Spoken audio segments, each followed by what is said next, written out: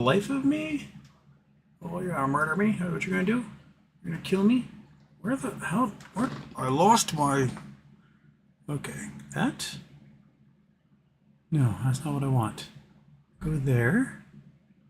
I go... Ow. Oh, you're murdering me. Okay. Oh, yes, you're so frustrated. You're so frustrated. But I'm frustrated too, because I had to reboot the entire computer, which means I lost my entire, chat, and I can't figure out how to get it back. So I go to content, right? Ow. And I think I'm going live right now. I have no idea, Kitty. It's just... I can't see anything at the moment. Oh, yes, chomp on me. Yes, that'll help. That'll help. And if I go there, it doesn't have... I think I'm going live. Anyway, I don't have a chat at the moment. And... Yeah, I'm live? You're live. All right, say I'm live. Anyway, here's Amuna. She's the new kitten in the house. And she's definitely a killer. She likes to murder and attack, and she's very athletic, and she will rip your face off if given the chance. You can just... For a while, she was just sitting on the shoulder being a happy cat, but now she's pissed off. And so there we go. So normally I've got two chats going. I got the one chat just finally appeared on this side, and my other chat has apparently vanished. It's gone forever. And so I can't see myself live, which is, you're used to seeing how the video feed's going, but I'm not today. So welcome. Hey, everybody. It's Season of a Problem. We're doing a little After Dark show with Amuna, at least for a few minutes here, right? Until you go back to your papa and, he does whatever he does, playing with you, petting you, and whatnot. GME was set to rocket as of the after hours trading last night, the 24-hour market, and then it went up too much and then went, no. So they're definitely manipulating via the after hours market to make sure the prices go too crazy and vaporize some people. NVIDIA is facing some serious Department of Justice investigations, and ow, that's my ear, that's my chin. Let's see what that's going to go. My guess has a lot to do with monopolization and some really sketchy accounting practices, and the fact that AI is about to collapse because it's not profitable in any way, shape, or form, right? Not profitable. Play with that guy. Yes. Oh, murder. And then what's the other thing I was going to talk about? NVIDIA, GME. And Warren Buffett still dumping Bank of America like crazy. He seems pretty convinced, I think, the Bank of America is toast. And wait, I just realized this is my hand that moves the mouse so I can do things. And you have it, and I can't let go because your claws are in there real deep for just a small cat. There we go. Yeah, murder that one. Murder the hand. Yes. Take care of it. Okay. So, Anonymous says China is going to trap us on Earth at this rate. Oh, they blow up another satellite? Fucking A, man. Dude, I don't think they realize how bad Kessler syndrome can be. We won't be able to do anything. You won't be able to see this show if we keep blowing shit up like that. Anyway, let's After Dark it. I'm gonna do the After Dark 3 intro, and then I'm gonna give Amuna back to Ernest. Because she's murdering me. Okay, come on, let's go.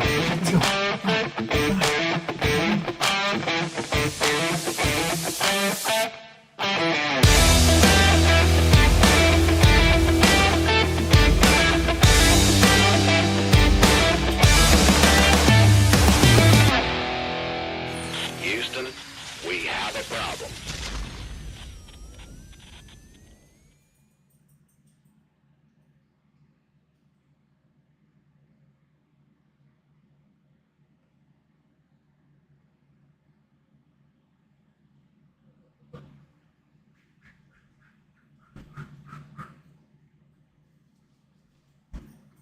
Oh, the cat handoff did not go as quickly as I hoped it would. Did it, monkey? No, get your butt up there. Come on. All right, monkey cam's currently broken. I don't know what's up with that. Shit's just falling apart all over the place. So, here we are. You'll see my chat. Looking at my chat there. I have to look at my chat here. Where on earth did... And how do I get my chat back? oh, like having the what's happening now and the what happened before really sets the tone for, okay, go live here, create post. I don't want create post. I want to YouTube Studio. Why can't you just have like, this is the show that's happening right now? Where is it? There we go. Okay. You are here. I want to go, it's back. There we go. That's where we are. All right. Now I'm all set. I keep the scroll this guy at the top, scroll that guy at the bottom, and now Houston is no longer discombobulated, and he can spend his evening doing his job. So, oh, I got an address from SJ. So this is the what he won, item number 8, the metal feeling tube thing. It's going to go to Australia. Let's find out what it is. It is, oh. I honestly have no idea. It's got a hex on one end. It's got a hex on the other end. I think it's a little mini wrench. Little hex mini wrench. This is going to be the most useless thing ever sent across the ocean by the slow boat for SJ to receive. It's got a little hex thing there for like the female end. And it's got a hex thing there. So you have yourself an Allen wrench in straight form. I thought it was going to be like an English unit tire pressure sensor. And so it would be completely useless to him. But this is almost as useless. So SJ, enjoy it. I honestly don't know what it's for. Okay. Camera Mirza, can we give Monkey a treat, please? You're the one paying. Monkey, of course. Oh, you want some of this? Get food with that kitten. So now you want one of these? You want to come get it? Where'd you go? Come on. Come on. It's right there. Come on. Come get it. Yeah, come get it. Yeah, come get it. All right. Okay. I already feel like I'm at 1,000 different places all at the same time here. But Cameron, Monkey's happy. We're good. All right. Citizen 54 was first with nice. How late was I? That took an extra 20 minutes, basically, to get that stupid computer reboot and the camera back. So I'm glad you guys are sticking with it on this one. Kelly Reed was second. Kelly Reed also says, Canadian universities face rental downturn. Looks like Canada will be cutting much more 2025. Cutting much more. 2025, remember, the quicker the rate cuts, the worse things are. Oh, yes, they're cutting much more of their interest rates. And they cut their interest rates too early. I think the healthiest thing for Canada probably would be to make interest rates so high that housing prices basically halve. You guys need to just consider that the homes aren't investments and are just things people need, and go from there, because the home prices in Canada are out of control. Come on, get back up there. Come on. You already got a piece of steak earlier, so ribeyes were on sale for like $7.99 a pound, and so I bought all of them. And the freezer chest is now full, and I am having way too much red meat, and it is delicious. Okay. Aaron Heiss, don't bother reading this on the stream. Too late. Just want to say thanks for everything you do. Well, thank you. Casey Chapman, Houston. Did you see the plan man filed to extend the claims objection window? Really? I did not see that. How far are they extending the objection for the claims window? What do I search for to get that? Must have been in the docket, right? Scroll, restructuring, docket. Plan admin, document title, administrator, on behalf of plan man. This is the most recent docket. And it says, you need to go behind the monitor. There we go. It's a PDF. I forget that stuff. Come on, give it to me. Open up over here. Get big. Secretary, paralegal, blah, blah, blah. Notice of hearing, plan administrator, second motion for entry of extending order period Object to claims, certify pension document using. Oh, it's just the. That's not even the thingy. When are they extending it to? Oh, there's the second one. I should have opened that one. Un momento, por favor. It's got to do a whole download thing and clickety clack. And there we go. All right. Just open.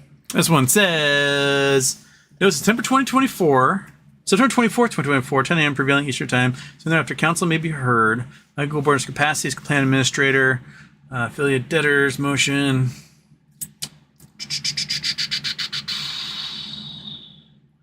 As of March 31st, 2025.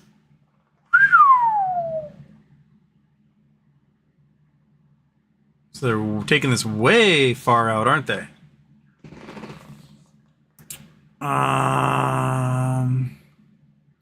Wow. Okay. That is very far. How do I gotta go there? Gotta go there. Nope. No, that's not what I want.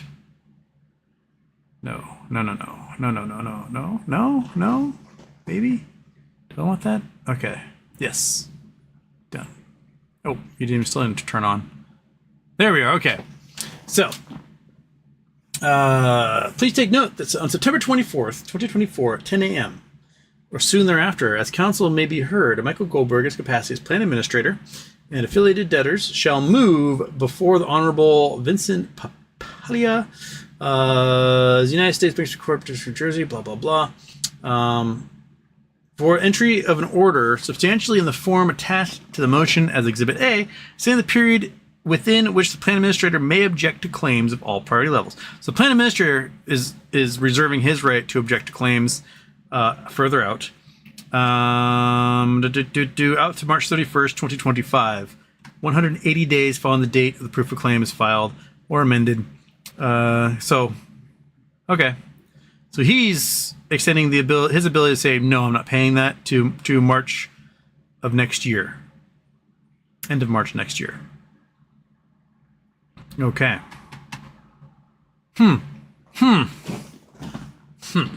Interesting. And then, wait. Oh. Chrome. Come on, man. There we go. All right. Now we're cool. Wait. Are we cool? Oh, no. Yeah. Okay. Oh, shit. I took the cat back. It's a mess tonight. I'm a mess. Bear with me. I got a lot going on. It's just all over the place.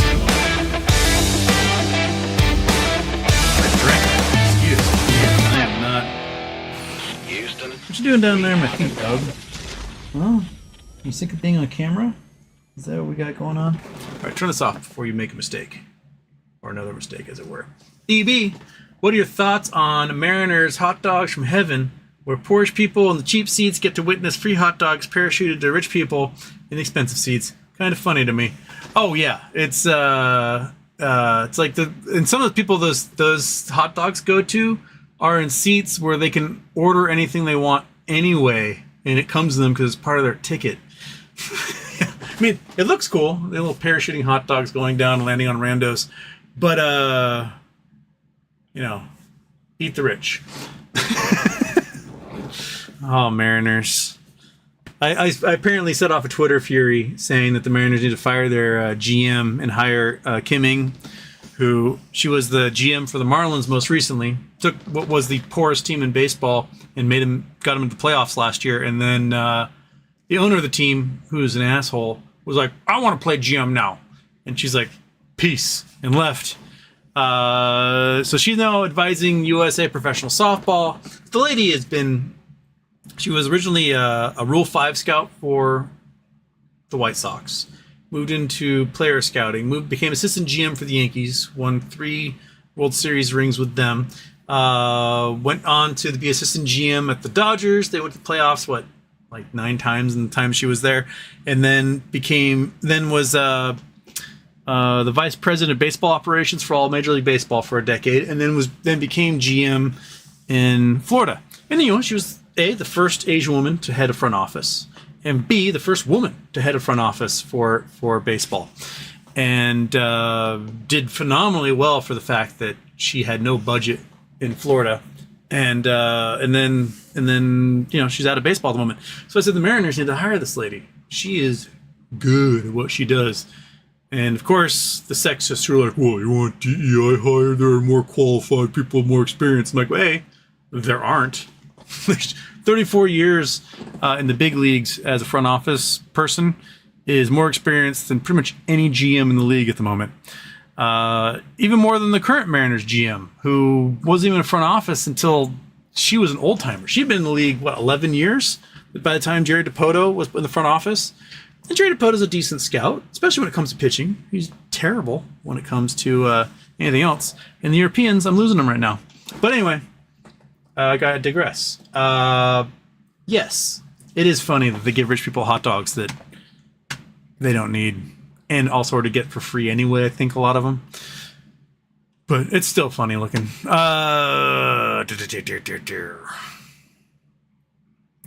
Season 54.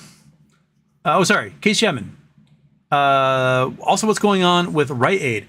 Looks like Rite Aid is now a private company, I think. I think they weren't able to use any nulls because they've got so much of those lawsuits from the opiate lawsuits. I don't think they have any nulls left over because they're just going to have to pay all that to the suits anyway. So I think they're private, and I think everyone's shares are just going to be like Blockbuster, just sort of dying in the expert market forever.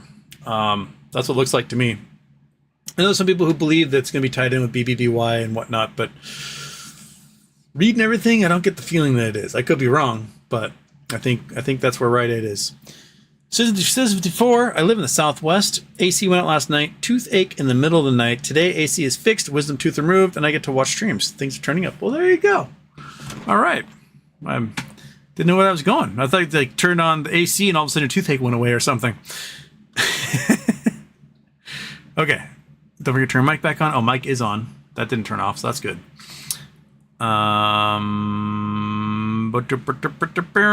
Before September 18th cannot come any sooner. But I suspect people are going to be pissed with the sentence. Call me cynical, but our system is broken. So broken, he might just be free for life. Yes, Trump is getting sentenced on the 18th. I have no idea what the sentence is going to be. I know what I want it to be, but what I want it to be and what it will be are completely different. In my brain, I say, hey, if somebody is in a position of power and they abuse that power, you make an example of them so that people lower down, they don't think, oh, I can get away with this stuff. But often in our system, the more powerful the person is, the more of the dainty little slap on the wrist they get, and they go, no, and that's it. I think if you are convicted of 34 felonies, you have 10 contempt of court charges against you, plus more that may be levied against you for your behavior outside of court since your guilty verdict. You throw the book at them. You're like, look, this person is showing zero remorse. They still don't think that they did anything wrong. They are still saying you are, as the judge, or some sort of, evil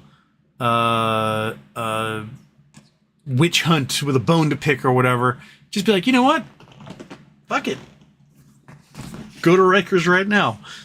They just if you're going to say these things about me, no matter what I do, might as well send your ass to prison and throw away the key at that point. Because it doesn't matter what they do, you're still going to present that as everybody. So might as well just shut you up and throw your ass in jail. I do think he's going to get contempt, and that contempt will carry a not so insignificant time in jail. That he's gonna be remanded to at sentencing. That's what I think is going to happen.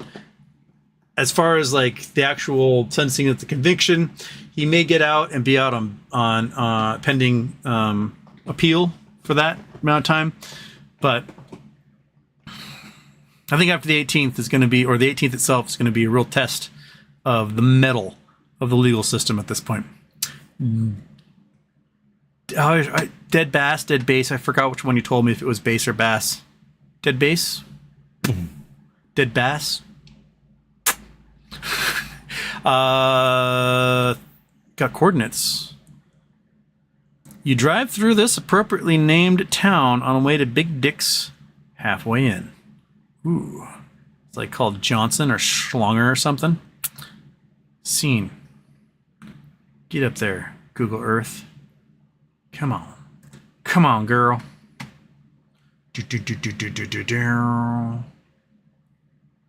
Boom. Google Earth. Slap. Bam. Boop. Going to Missouri. Smack dab in the middle. Bang. Where are we?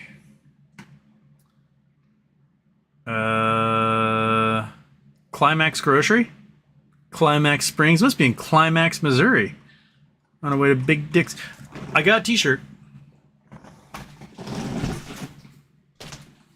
Good t-shirt, too. Big Dick's halfway in. You guys can't even see it. Because I'll have to wear this to the gathering, right? Come on, mouse. Big Dick's fishing excursion. You'll need both hands. Isn't that great? I don't know if they got this off the internet or if they actually went to Big Dick's halfway in and got it for me. But regardless, I got myself a Big Dick t-shirt. Monkey, you are never under my feet except for like when there's a thunderstorm outside. What is the deal? Good times. Climax, Missouri. Climax Springs, Climax Grocery. Must be a lot of Climax jokes. Okay. The Little Friendly Climax Market. Do we have any other Northwest Fire Protection? Is that the only picture in Climax of the Climax grocery store? Oh, we got another Climax here. Oh, that's a Climax. Is that a headstone? What are you? I don't know what that is. Okay. Climax Springs, Missouri. Here's a little town. They basically have one store. And then Big Dick's is somewhere over here, right? On the Ozarks. Big Dick's halfway in. Big Dick's halfway in. Oh yeah, the beginning. Okay. It's not even halfway. There's Big Dick's. Oh yeah, they got plenty of parking. They got lots of boat space. Okay, we're set. Big Dick's halfway in. Go spend some significant time in Missouri.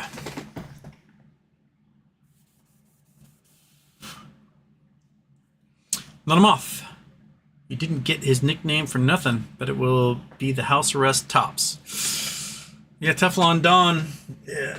House arrest means he can't have a hard time campaigning if he's got to be at Mar-a-Lago the entire time. And he'll have to limit who he's allowed to be around because, you know, he manages to surround himself with a lot of felons. So he won't be allowed to associate with them. But yeah, 4Z9. Happy birthday, Houston. Anything happening in the BPY cases or any forward thinking towards GME earnings? BPY, well, we saw they're extending the plan man's ability to say the claims for another 6 months. GameStop earnings, I have a feeling that it'll probably inch up, you know, be $24, $25 or something by the time earnings happen. Then they'll announce the earnings, then they'll hammer it down $5, and that'll be the normal what happens. So I think it's gonna be a normal, not Q4 earnings report, because Q4 earnings report is the only one that matters. So that one shows that the company made profit throughout the year. Jiminy, it's Houston. What was the website you're using to show polling data? Oh, 538.com. They basically amalgamate all the polls that are out there. Google Earth, turn off. 538 presidential polls. Let's do that. They do all the polls, all the state polls, things like that. And they get them all in here. So currently we got the most recent one is the poll that ended yesterday by ActiveVote. Harris up 51.49. SoCal Strategies in Ohio has Harris way down in Ohio. Arizona, pretty even. This is from Insider Advantage. Nevada, pretty even. Georgia, dead even. North Carolina, pretty even. Activote has it dead even. Florida has Harris down by 6. I still think Florida is possible for Harris at this point because of the abortion vote that's going to be going on in Florida. It's going to bring out a lot of women voters. Texas, the spread is a little bigger.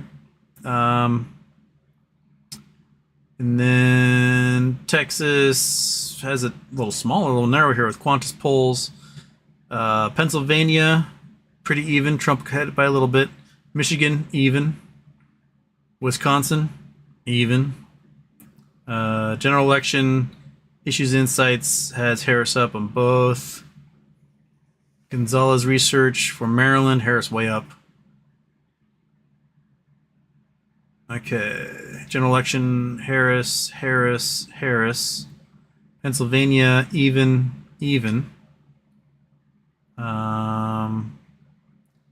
Minnesota, Harris up.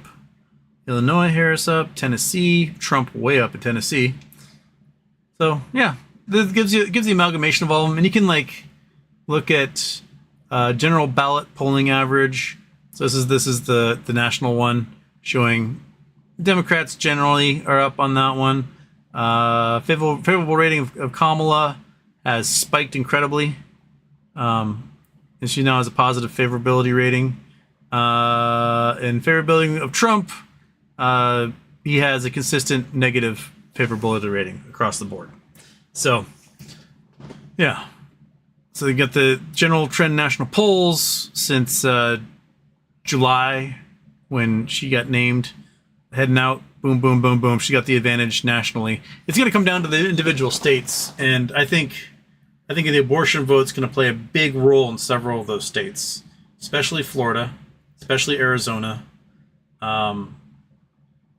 Is there a vote in North Carolina too? But I have a feeling she's going to take North Carolina as well. It's been trending that way. She's narrowed that gap, and now they're even there. Okay. Ludicrous Speed, Wells. Ludicrous Speed, you're the one that sent me the t-shirt? I think you were. Thank you for the t-shirt. It's hilarious. Wells Fargo office work in Arizona was dead in a cubicle for 4 days before being noticed. Probably a whistleblower, in my opinion. Yeah, it's messed up, isn't it? That, like, someone could be dead in their cubicle for 4 days. I mean, was it over a weekend? Did she, like, die on a Friday? People like, later, Karen. And they went home, and then, dead Saturday, dead Sunday. They came in Monday, and Monday evening, like, you know what? I think Karen was wearing that outfit on Friday. Oh my God, she's purple. It's just messed up. And let's just face it, folks. Like, if you can die at your job and no one's gonna notice for 4 days, right? We're not talking working from home. We're talking like you're in the office with other human beings. You can be dead in your cubicle for 4 days, and the company and coworkers don't even notice you. Like, doesn't that tell you like some sort of hierarchy of importance you should put on your job? Right? That if you are so unrecognizable to everyone around you and you literally died on the job, like, I don't know, take a few extra days off, go on that vacation, see Paris or something. You don't need to work yourself to death for the bottom line. If they're ever going to like notice that you're dead for 4 days, just take a little me time out of that. That's my opinion. Dead bass, dead fish, since you always ask. There you go. Thank you. Dead bass. Bass. Legacy 10 Productions, Houston. I changed my password to Kenny. Now I know I have all the Kenny logins.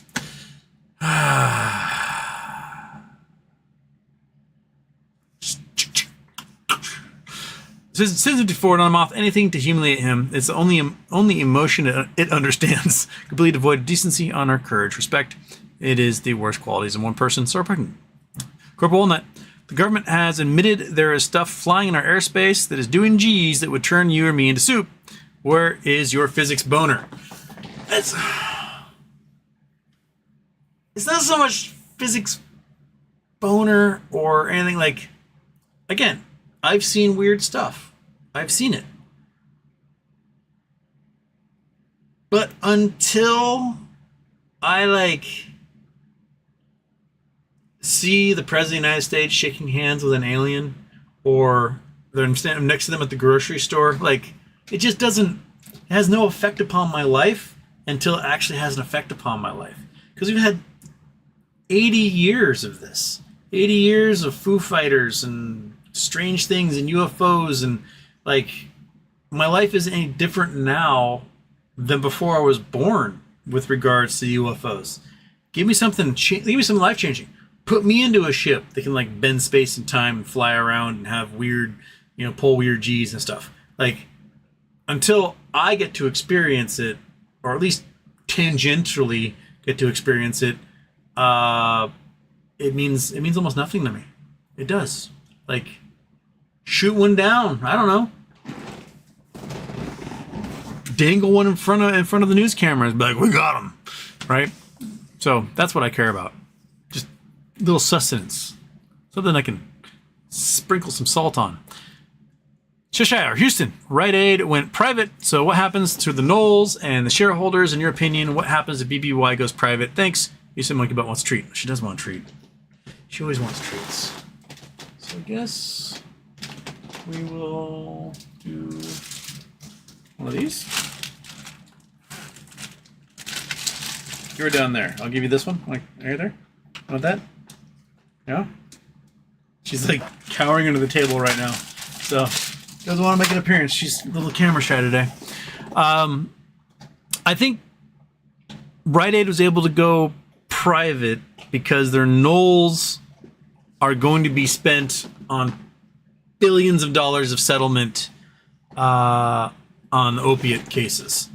So that's probably the biggest debt they have, is $16 billion or something ridiculous for their settlement in the opiate cases.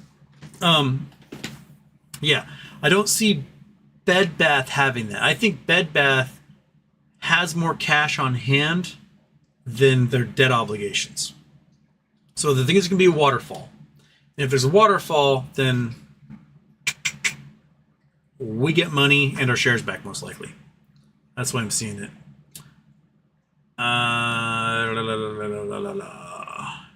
Jason Blackwell, Houston.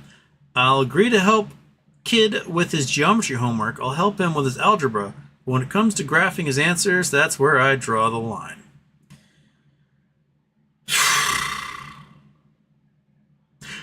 Fungasaur. Moas coming Monday. Trust me, bros, brodettes. Sure, works for me. PC Charity Tuesday, am I right? Not Charity Tuesday tonight, so we're all right. KCTB, Houston. I'm possibly buying a condo tomorrow. Housing is still insane in my city area and hard to get. Will I be fine buying now, or is this top of the market? Haven't we said that for the last 1.5 years?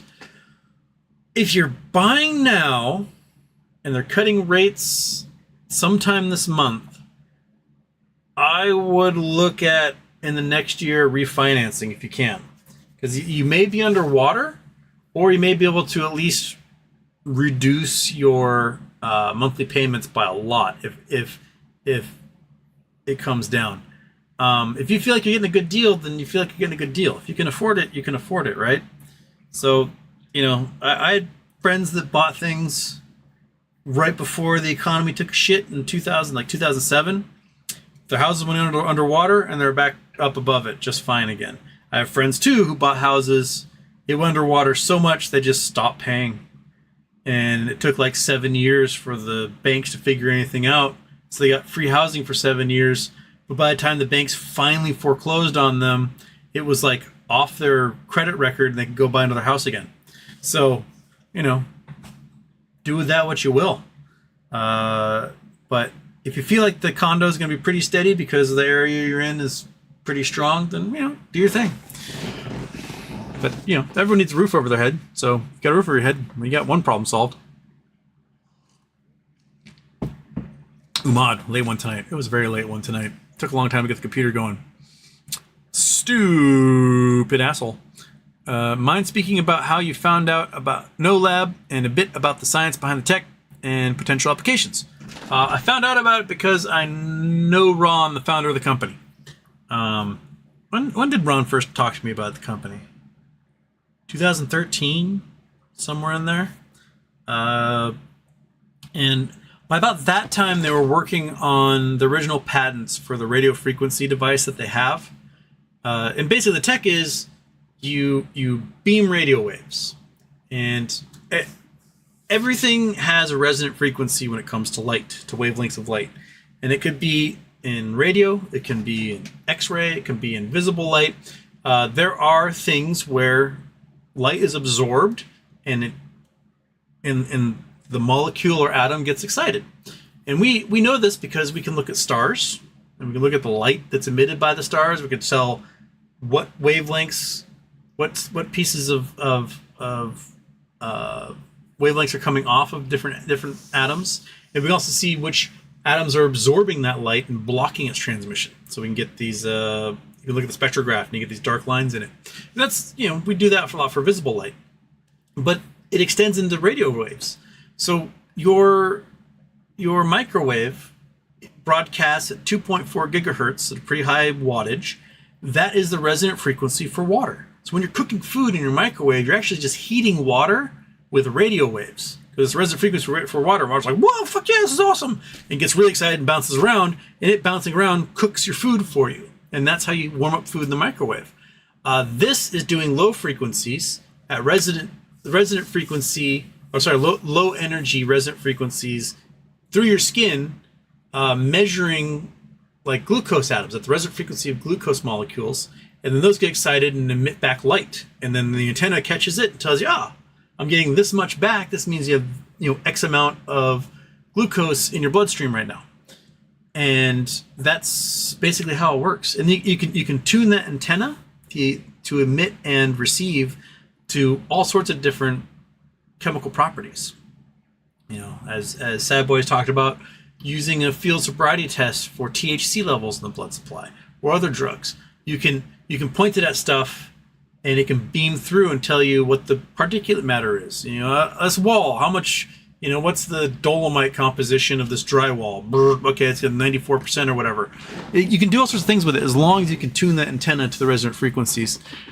And that's basically it. That's the tech. It's pretty simple. But it has to be very precise. Michael Harrow, Houston. What is the best or easiest way to test if jewelry is made of gold at home? Acid tests. You get a little acid test kit. That's probably the easiest way. Magnet's also a great way. If it's magnetic, then it's probably steel that's been coated by gold. Like, this magnet shouldn't be sticking to that. But yeah, acid tests. You can get probably acid tests for like $10 off eBay or Amazon or something. And there'll be different sizzles that happen at different percentages. Otherwise, you got to get one of those X-ray guns, and those things are a couple grand. And you don't want to do that. Just get simple acid test. Sad boy, hi. If No Lab is making 10 to 30 billion in revenue per year, then the profit earnings ratio means they should be worth 10x earnings, so 100 to 300 billion. But most trade at 15 to 20x earnings, so 150 to 600 billion. Market capitalization? Yeah, seems about right. It's, if they get their FDA approval and they go on the market, and then everyone who has diabetes out there starts buying these things up.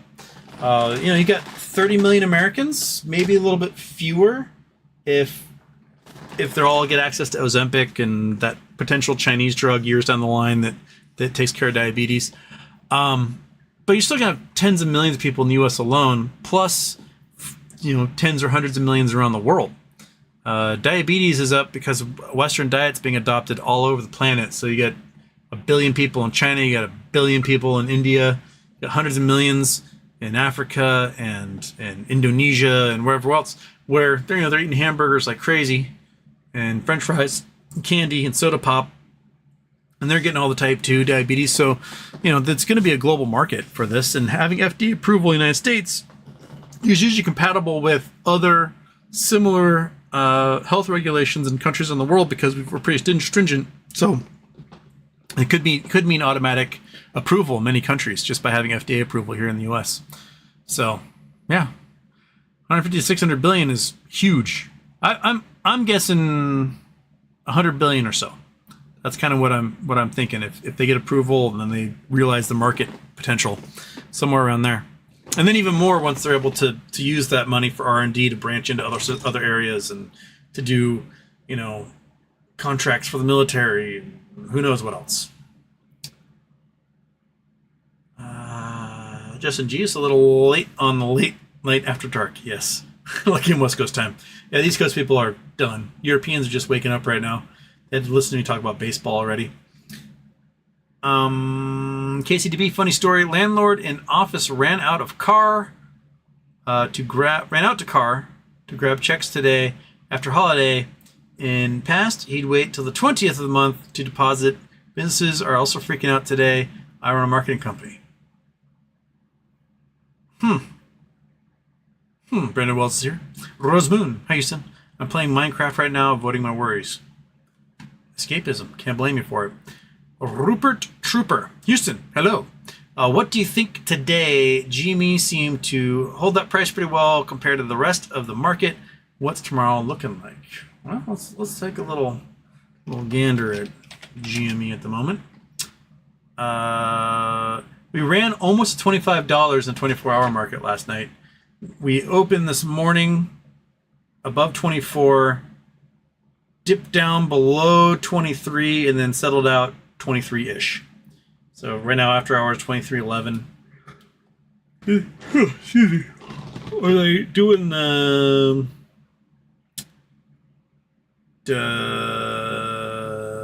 it's a 24-hour market going right now?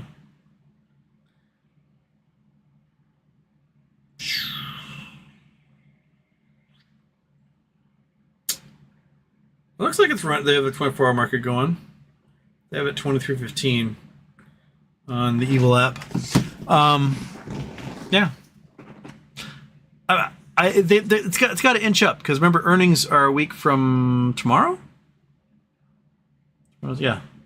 So it has to inch up a little bit because they inch it up. Oh, earnings coming. Once they give earnings after hours, they kill it and they can drop it $5 or so. So that's, to me, that's how you do it. You inch it up a little bit, get to like maybe, I don't know, $26, $27 before the earnings on next Wednesday. And then once the earnings come out, you go, oh, that's horrible. And then you hammer it down and it opens up down like 20% or more right off the bat. Geminius Houston, what was the website? Oh, it did that one already. Ripper Tripper, oh my God, it's Kitty. Yeah, the kitten. The kitten was great. President Productions. Happy birthday, buddy. What weighs less than blue? Light blue. It's like that joke. What's red and smells like blue paint? Red paint. First, Thomas Norman, good morning from Denmark. I see you got the Euros. The Euros, it's early morning. Andrew Stewart, Houston, what's the deal with the Cy Young winning pitcher playing in Mexico? Problems MLB? Oh, talking about Trevor Bauer. Well, see, Trevor Bauer. Go back to Big Houston. Trevor Bauer is kind of a piece of shit. He's got at least 4 public accusations of beating women unconscious and then raping them. Now, he comes after them hard. He sues them. He tries to do all sorts of stuff. The first woman to come forward was actually a teenager. She got a restraining order against him years ago, like a decade ago, back in Ohio. Can't remember if it was with the Reds or the Cleveland Indians then, Guardians now. Basically, he beat her unconscious, raped her, and then messaged her later that he was going to rape her again and then murder her. And so the judge granted a restraining order against him. Since then, we've had 3 more women come forward with similar accusations. Apparently, he's like, what? They want a little S&M. I don't think, and you can ask the ladies in the audience here, the S&M means, bash my skull in and then rape my unconscious body. So the Major League Baseball, when he was with the Dodgers, so he won the Cy Young in 2020 during the shortened COVID season. After that is when a lot of the accusations started coming out. He just signed a gigantic contract, paying him like $50 million or something. And MLB did an investigation where rumor has it there were perhaps dozens of more women who just haven't come forward with similar accusations or similar experiences. He was pretty awful in the clubhouse at almost every team he played with. He's a psychopath. Like, you can't really seem to find any rhyme or reason or conscience from the dude. He just sort of does what he does. So he's kind of a clubhouse cancer wherever he went. Yeah, he's a good pitcher, but he also probably cheated a lot using stickum and other things. His spin rates were impossible. Spin rates are, you calculate how many times the ball spins on its way to home plate. And using sticky substances, you can get really fast spins on the ball because it allows you to pull down more, which can cause the ball to move a lot harder in ways that it should not be able to. And, let's say a curveball should have a spin rate of 2,000, he would get 3,000 on it. A fastball should have a spin rate of, 2,500, he would get 4,000 on it. Things like that. So in the San Diego case, which is the one that really brought to the attention of Major League Baseball, this guy might have a behavior problem. He was countersuing the woman who had alleged assault. And the Major League Baseball investigation, which caused him to be had to get the longest suspension basically of any player of all time, gets sealed because of the Major League Baseball Players Union agreement. That you seal it, you guys can do whatever you want disciplinary with him, but the report gets sealed unless the player himself asks for it to be unsealed or it gets subpoenaed in court. And she was subpoenaing Major League Baseball for this report, and he quickly settled and paid her, and then still released all this information claiming that she wanted it, she was after it. Every time it comes close that this report is going to get revealed to the public, he seems to just shrink away and whatever. So he's been claiming he's going to sue Major League Baseball for blackballing him. And Major League Baseball's like, okay, if you sue us, then we just release the report. And he's like, he hasn't filed anything. So yeah, he's a psychopath. His YouTube channel is psychotic. He's nuts. There's a great short documentary done that was like, he's the most colossal asshole in baseball or something like that. YouTube Trevor Bauer. What was that video?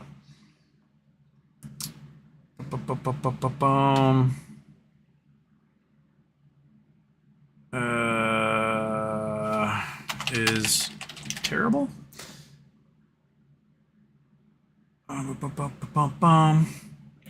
Where is it? Trevor Bauer's a bad teammate. I think I had links to it in my Twitter before, but he has his own YouTube channel, and it's flooding the results here. But yeah, he's a pretty shitty dude, and most people who played with him in the past want nothing to do with him. What's his butt with New York? He won the Cy Young last year. Duh.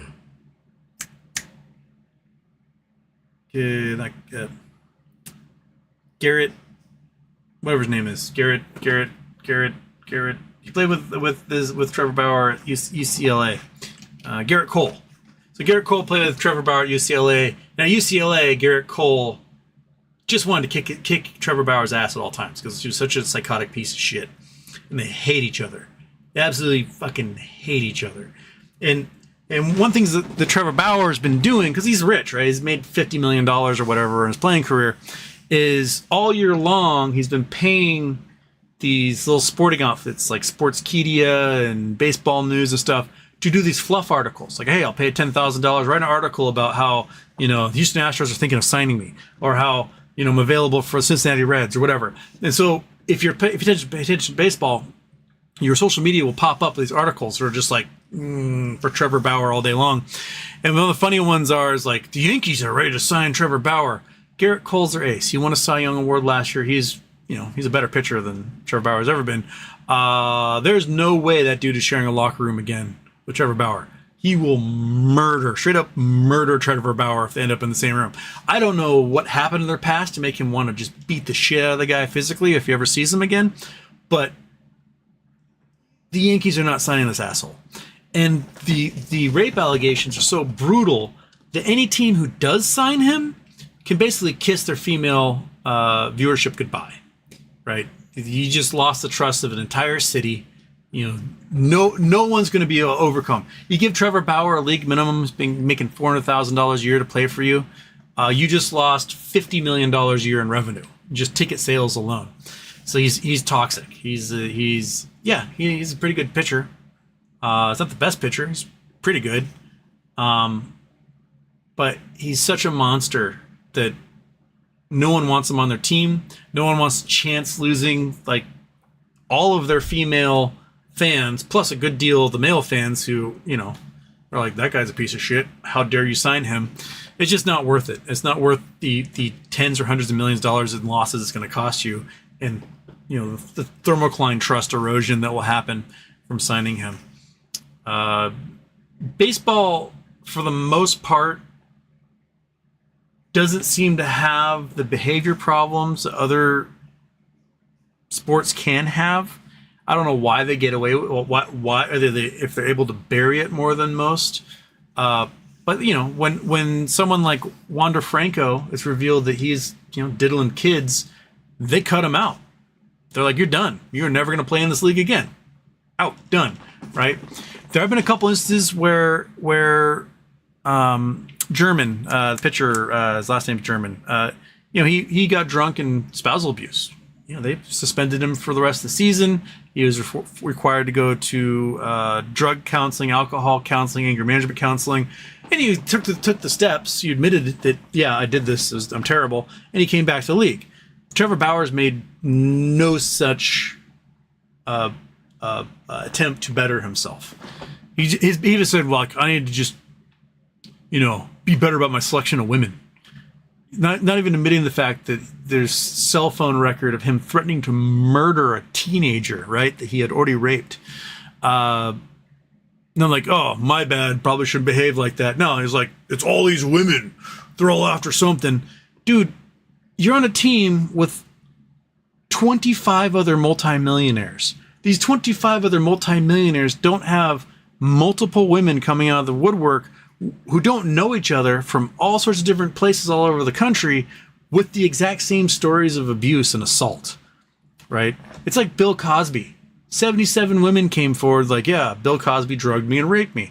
They didn't know each other. It wasn't like they like got together one day like, how shall we do a big fake accusation? Are you in? Are you in? Are you in? Okay. No, it was a fucking 50 years of him doing this to women. And yeah, it's kind of an MO at that point, right? Like it just sort of seems to be, you know, all the young girls who accused Jeffrey Epstein, right? They all had the same story. They're all, you know, like groomed the exact same way over and over and over again. Same thing with Trevor Bauer. These ladies all say like, oh, he said he was like he was a little S&M play, and then he beat the shit out of me and I was unconscious and he raped me. You know, like that's, you don't have that happen dozens of times unless it's sort of what you're doing. Like, it's not like, oh, I need to choose better women. No, you need to stop beating them unconscious and raping them, man. Like, yeah, we get it. You're rich and you're going to bury these ladies in legal fees and everything else. And cool. Just stop being an asshole. You're an asshole to people who you aren't trying to beat unconscious and rape. So when you say like, oh, I'm innocent, right? You're not nice to people normally. So like, even if he didn't do the sexual assaults, he's such an asshole to his teammates and coaches that no one wants to play with him as it is. You know, you got dudes like Julio's totally asleep now. Played for the Dodgers, Cuban, absolute buffski. Oh, goddamn, what's that dude's name? He's playing Mexican leagues too. Trying to make his comeback. Oh my gosh. Cuban Dodgers. Yasiel Puig. There we go. Absolute manimal. Probably physically comparable to Bo Jackson as with athleticism, but he's such an asshole that no one wants to play with him anymore. He's still good. You know, he's ripping up the Mexican leagues. He probably still could play in the major leagues, but he's such a jerk. No one wants to play with him, so no one's going to sign him. Like, just because you're really, really, really, really good at something, if you destroy the camaraderie of everyone else that's in the business, they don't want you around. I don't care. Like, if you work in a restaurant and your cook is so mean that no one wants to work with him, then what good is he if he makes the best, I don't know, souffle in the entire world or something? If no one wants to work with him and they all quit, then get rid of that guy. Or you might as well have mediocre souffle and actually have employees that are willing to work. So it's like my opinion on comedians or actors or whatever that sexually assault and do awful things. You know, there are people who are just as talented and just as good at what they do who don't do that stuff. And there are pitchers who are just as talented and just as good as Trevor Bauer who don't destroy team camaraderie and who don't sexually assault women multiple times throughout the season. So, you know, that guy sucks. Anyway, moving on. Oh, and then there's a reset of the chat. I lost it. There we go. There we go. Rose Productions, how is IEP getting pushed in the 12s? Well, $400 million in securities are being sold, and they could be sold in units and things like that. So there's some dilution happening of IEP, but the fact that it's being pushed in the 12s and still giving a dollar dividend is insane. So yeah, it's at 1307. It dipped as low as 1270 earlier today. Just crazy. Like 1270. Let's check this out. Come on, go. Do your thing.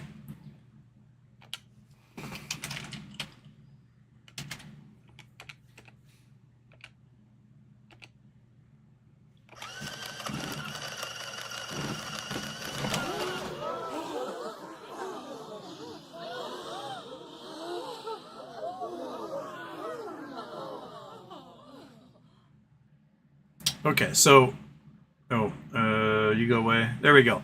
So if we're at 1270, so you bought 1270, right? And you look at 1 year returns. So clear. Sorry, my mic stand is in the way. I can't quite read the thing. 2.70. So you bought the dip today. You're going to get a 7.87% return. I'm just gonna copy this whole thing. Actually, I'm gonna do +1 equals that. Okay, times 1.2270. So yeah, $13.70 after 1 quarter. Wait, what the fuck? What happened there? No. Ah, clear. 2.70 times 1.0787. So yeah, 1370, 1477 after quarter 2, 1594 after quarter 3, 1719 after quarter 4. So that's $4.19. All right, so minus 1270. So we got $4.49 return after a year. So we can divide that whole thing by 1270. And you have a 35% return, 35.4% return after 1 year if you bought at 1270 right now. And granted, there's a chance that when they absolutely screw everyone over and go for, you know, the fuck you shorts, that they go back to a $2 per share dividend, the price skyrockets. Yeah, I think there's right now it's pretty decent. $12.70 is pretty darn decent to get $1 off every single one of those. If they double this, if they go back to a $2 per share, you're looking at a 71% return. if that's the case. Seems pretty good to me, investment-wise. I know they got something up their sleeve, and they're gonna make everybody wish that they had never messed with them. Sad Boy Incorporated, super chat. I was high for all of high school, and Edmund knew it, but I couldn't prove it. I want no labs to keep future kids from making the same mistakes that I did. Well, you want to narc on them. Narc detectors. What will happen in Washington is the machine will just be beeping like crazy, like it's an epidemic.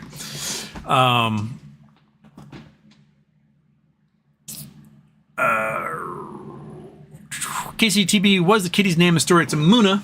It means, I think, faith in Hebrew. My roommate, the rabbi in training, he works at a grocery store, and he said he woke up that morning and was like, oh, I wish I had a kitten, because a kitten moved away, and he got to work just as a guy, he was out front with a duffel bag full of kittens, was having a heart attack. And apparently the dude just lost his home. He's like, I don't know what's going on, and had a heart attack, and was getting put in the ambulance, gave the bag to the store manager, was like, take the kittens, save them, and then disappeared. No one's ever seen him since. So the workers kind of divvied up, I think there was like 5 or 6 kittens in there, and Ernest got one. She was tiny. Like, we don't know if they had really been weaned yet. She was like this big, maybe 3-4 weeks old. She's about 8 weeks, maybe 9 weeks now. So Ernest claimed her. He had her for a night, and then his best friend, who he's basically a cat lady, he has like 6 cats. He agreed to like milk feed her, formula feed her, and make sure that she was going to survive. So, and keep her isolated from the other cats because she was too young to have shots and stuff. So he took care of her for like 3 weeks to make sure she got strong and she was going to survive. And then now she's back with us, all weaned, just ready to murder everything. She wants to she's like, I'm going to kill it. She keeps trying to get Monkey Butt, and Monkey Butt is like, I don't know what to do about that. But she's going to be a good cat, good, strong murder machine, which is, when you're in the sticks like where we are, it's good to have a murder machine. It keeps all the creatures out of the walls in the winter. So, yeah, she's good. She's a good little kitten.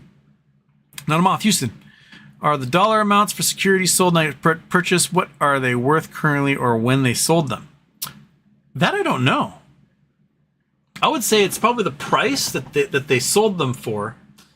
Because if some of them, if they went by the price they are now, it's probably those numbers just go up.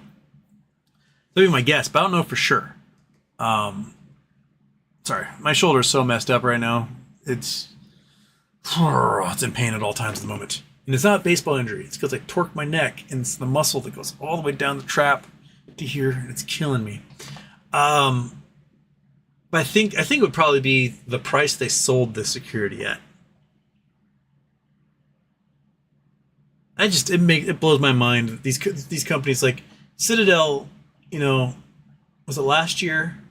They had $61 or $62 billion in assets, and they had $60 or $61 billion in securities sold, not yet purchased. Meaning they actually have $1 billion in assets that are free from the liability they generated. It just boggles my mind that they're allowed to do this. They shouldn't. You should not be able to sell stuff you don't have.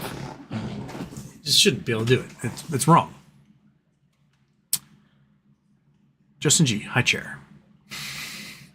KCDB, my sweet kitty was laid to rest today in 2023. Gwenny was only 5 and died from a rare fungal infection. As she was immunocompromised, do you have any sweet past dogs or kitties you remember? Oh, my first animal was Chi-Chi. She was a stray cat. I had a neighbor who lived down the street, and her cat Tips basically just pumped out litter after litter, just all year round. And usually she just gave them all away, but there was one that was just kind of hanging out. And I went, it was my little friend's family, and I hung out with them for a day, and then this kitty just followed me home. I was like, cool, got a cat. My mom was like, did she really follow you home? She did. She followed me all the way home. I was like, hey, kitty. I mean, I was being nice to her. I was like, sweet. Chi-Chi was a good cat. She was absolute ass kicker, like alpha. Any other cat came around, she beat the shit out of them, and they had to do what she told them. And for when we moved from the house I lived in into the condo where my mom is now, like you moved from country to condo, there's a lot of cats that live in the condo, and so she'd come home, she'd have like claws stuck in her head and stuff, and she just dominated. She was the queen. And then one day, she stopped like really going outside. She wouldn't go past the patio anymore. We're like, what's going on? And then she had this giant abscess that exploded in her butt because she got her ass kicked finally. She was probably like 15 years old at that point. And someone finally dethroned her. And she was no longer having claws stuck in her head. She was having them stuck in her butt because she was running away. And so, the doctor had to like cut out this giant abscess hole. She looked like she had two buttholes for a while, like one next to the other. I have to hold her upside down and squirt it full of iodine until it healed from the inside. Chi-Chi was a very sweet cat, though, to humans and to our dog. She loved that dog. Our dog, Foofer. Christmas 1988. At Christmas 88. So I was in second grade.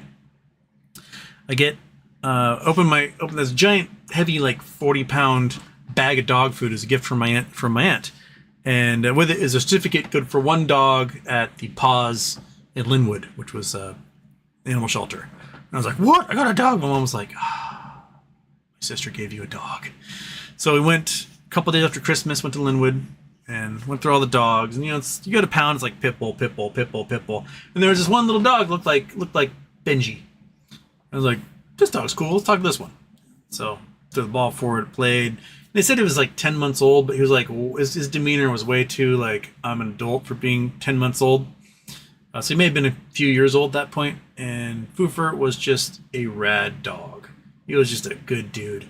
He's only like 25 pounds. He's a Basset Fauve de Bretagne, we found out. And we had him for 15 years. Would have been 2003 when he got skin cancer, and that we had to put him down right before I moved to Hawaii. So like moving to Hawaii was brutal, because like 2 days before I'd put my childhood dog down. But so he may have been in his 20s when he finally went down.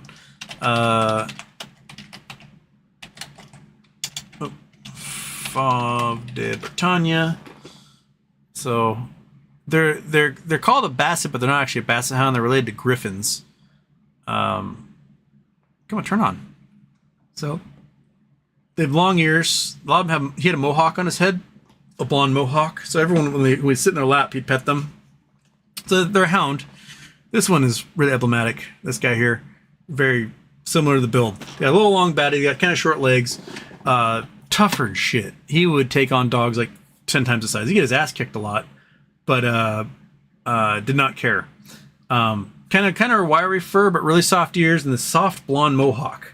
And you could always pull this thing into a mohawk and it would just stay. He was a good dog. I'd go on like 20-mile bike rides and he'd sprint the entire way. So that was my childhood dog, Foofer. Yeah. And then I had a cat, B.A. We got him shortly after Foofer. So Foofer died. I went to school and I came home that winter, and Chi-Chi had been like despotic because I was her person and her best friend dog all of a sudden was gone, and she just was like out of her mind.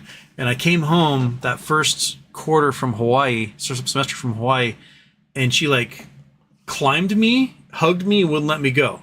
And I pet her, and that night she died in my arms. Like she'd been holding on to like see me one more time, and then she just like had a stroke and died right there in my arms that night. It was really brutal. So I buried her out in the forest where I first got her, and just not too far from here, a couple blocks north of me. But yeah, she was a good cat, very good cat. And then I had B.A. B.A. was the cat we got. I was still in college. I was still going to school in Hawaii, but my mom was kind of lonely, so we got her B.A., but B.A. liked me more, so he's becoming my cat. And he lasted about 20 years. So we got him. He's maybe 4 years old, and he died a couple years ago, 2019. So he's probably around 1920 when he passed away. And once he passed away, the mice problem got really bad. We didn't realize how much he was murdering the mice And that winter, they just came into the house. Oh, sorry, I guess it was spring. Came into the house. You could hear them in the walls. And I was like, I gotta go get a cat. And that's when I got Chalupa Batman. Yeah. You right, monkey? Yeah. You got your buddy, your best friend in the entire world when Chalupa showed up? Chalupa showing up was pretty funny. I wonder if I can find the video of Chalupa. It'd be on Facebook. So I go to myself and no, I think it would be probably under Scott. 1 second.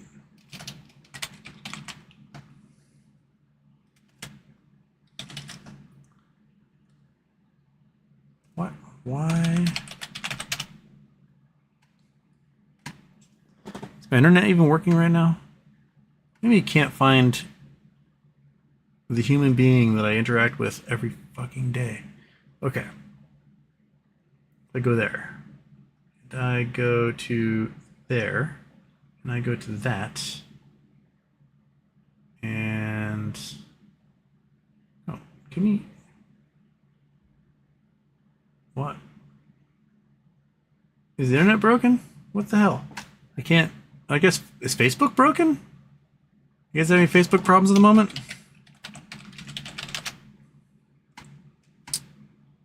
It appears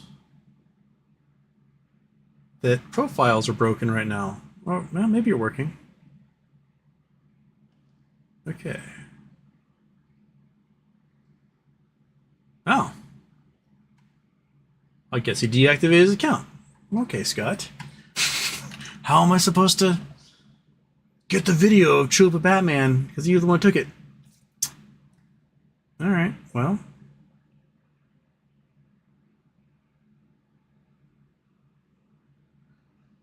Internet. What is Chalupa Batman?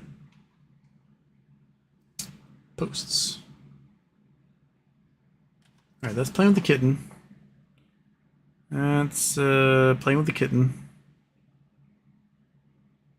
That's hanging out with the dog. That is quite a few Chalupa Batmans out there. That's for sure. Okay, that's more Chalupa Batman. I go back to like 2019. There's more Chalupa Batman. I think it was Scott's video, so it's not going to pop up anymore. Dang it! Ah, yeah. So we don't have any Chalupa Batman. We do have Chalupa Batman wrestling with Monkey Butt like day 2 of them being friends. So got that at least. Murder, death. It's when Chalupa was skinny. Back when he was a skinny mini. Before he became the beefcake that he is today. He was much more playful back then. But they did this for like an entire year. Every day, all day. And then Chalupa Batman got fat and he was like, I'm done. So, but yeah. That was good times. Good times. Yeah. Yeah, there you go. Animals. Ta-da.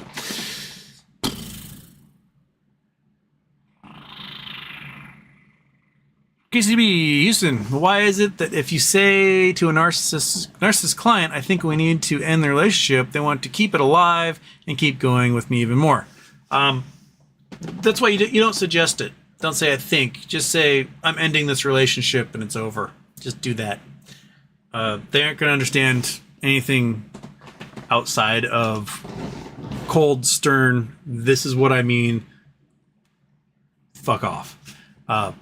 That you gotta do that. You can't leave things like open. Like I think we should end this, which to them says, oh, that means I should state my case as to why we shouldn't end this.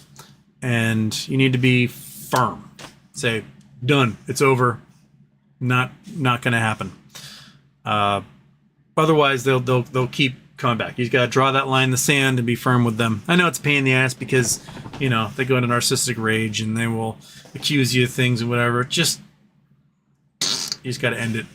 Not a moth. Houston, what's your absolute first memory? Chronologically, I can't tell you exactly what the first one is. I've got very, very early memories. They were at our house on Scogan Lane, which is up for sale right now. I think someone may have bought it. So it would have been 1982. I was still in diapers. And I was just I remember crawling to walking. I remember when I first started walking. I didn't really have language, but I remember like walking with the furniture for a long time, and then finally teetering on my own at that house, and everyone being like, "Oh wow!" I remember being potty trained there. I remember like the plastic tab in my diapers. I would lie in the crib at night and just pluck it up and stick it back down, and pluck it up and stick it back down. I have very, very, very vivid memories of doing that.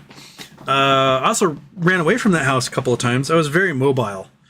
Back then, kids just wandered, right? I was 2.5, 3 years old, and I'd be like, peace. And I'd unlock the door and just take off into the woods and just disappear and be found at a neighbor's house playing with their kids. And they'd be like, we don't know where this child came from. But it was, pre-internet, no one had phone numbers that they knew of their neighbors and whatnot. So yeah, I remember that. I remember my mom tells a story about me wandering out of the house. The house was on the water, and there was a dock, and the dock was kind of on a mud flat. So when the tide was out, it was just on the mud. Actually, I can show you a map. I can show you exactly where it is. Go here. Go to Google Earth. Go to bam. Zoom out from Big Dicks. And we'll go to Little Houston's. Wow. Come on. Salt Lake. Gotta go north. Bainbridge. Here we go. To the island. So we were right by Treasure Island, which was the island that Jennifer Aniston and Brad Pitt bought, and then they got divorced while building their house here. Our house was this one right here. And you can see the mud flat. And there's this. So there wasn't a dock from our house. Our neighbors had the dock, and we had, we had our dinghy there. My dad's sailboat was out here somewhere. And so I'd gone out to the neighbors. The neighbors were this gay couple, and they had a big giant black lab. They would like put me on the lab as if it was a horse, and the dog would just get the zoomies around the yard until I fell off. It was kind of fun. But I walked out on the dock, and my mom was here in the kitchen window, which was right about going, "Oh my God, my son's on the dock by himself." And I fell off the dock into the mud head first with my little leg sticking up. And my mom ran to the kitchen, and rather than like going around, tried running through the mud, and she's like up to her ankles, just getting stuck in the mud. My dad happened to be like further down the dock, came and just like unplugged me from the mud, and I was fine. But my mom had a heart attack that I was going to suffocate to death in there. And she'd been telling my dad to build a fence around the yard so I wouldn't do stuff like that. And I don't remember falling in the mud, but I remember being in the yard, watching my dad hammer the stakes into the ground for the chicken wire that became the fence around the yard. And so I was probably 1.5 or 2 around that time. So I guess maybe putting the fence in might be the most chronological first memory. About that age, though, my dad built the sandbox too that we did rock paper scissors on. When I was maybe 3, I remember my aunt. She did her wedding in that yard, put a big tent, and I remember the wedding. I remember the wedding cake and sneaking in, those like little sugary silver balls, plucking all the silver sugar balls off the cake and eating them, so that when it came time to present the cake, there was no garnish because I ate it all. Yeah. The next door neighbors, the folks that lived here, the O'Neills, they had a dog named Hudson, and my mom would call me Hudson all the time, and they would call their dog Houston. Remember one day, so this is a driveway here that goes to the road, and this driveway was always like super muddy, and I always get my boots and stuff stuck in the mud puddles. One day, being with Hudson and having my mom call Hudson's name, and the O'Neills calling for their dog but saying Houston, and both me and the dog just being like, which way do I go? It was, yeah. That was a fun house.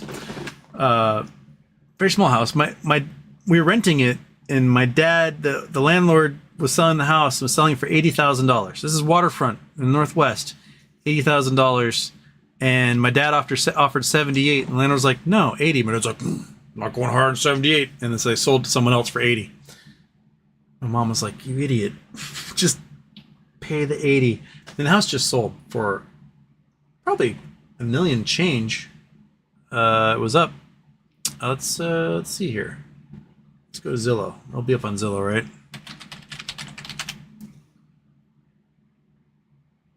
Zillow, yes, go there. How do I gotta go like that? Boom, boom, boom, boom, boom. 1.46. Oh, it's up right now for sale for 1.46 million. Yeah. They put a second story on it. There was no second story when I was a kid. It was just one story, 3 bedrooms, 1 story. They added to the top of it after they bought it. But yeah, 1.46 million. My dad had the opportunity to buy it for $80,000 in 1984. That would have been. Yeah. Oops. My dad's record with real estate is hilarious. Before I was born, he had a farm in Asheville, North Carolina, a goat farm. It was, a couple hundred acres, and it had what was the largest Biltmore cottonwood tree in the world was on the property. So people come to take pictures of it and stuff.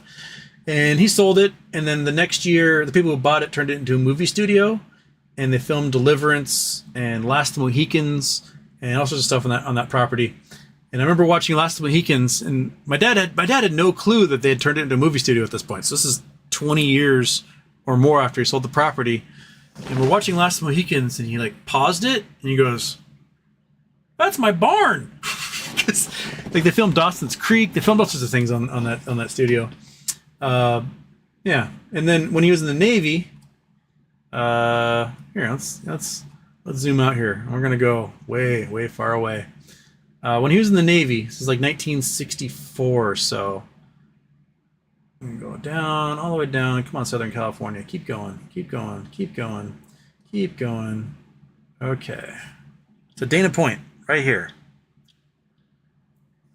This is the harbor. Doheny State Beaches have an amazing break, and then they built the harbor and kind of destroyed the thing. But in here is this the Ritz? Yeah, this is Ritz. Ritz Drive, Ritz Cove. Okay, so the Ritz-Carlton Hotel is here. Ritz-Carlton Drive. It's Ritz-Carlton Hotel here. So this whole chunk along here, 100 acres of waterfront. It was an avocado farm in 1964. And my dad was offered this land for $9,000. And my dad's response is, "What am I going to do with an avocado farm?" There are rooms in this hotel that lease for that every night. These homes here, 9.2 million, 10.7, 11.5, 9.9, 15.7, 19 million, 18.6 million. My dad's an architect, and he didn't have the vision of, maybe I could buy this for $9,000, take down the avocados, and build some giant $10 million mansions. It just never occurred to him. So this one lives in infamy in our family for my dad's inability to, this is an empty lot for $23 million. Just insane. Yeah. You're first lieutenant in the Navy, maybe a second lieutenant at the time. $9,000. Okay, whatever. I'll buy it and sit on it. Didn't even occur to him.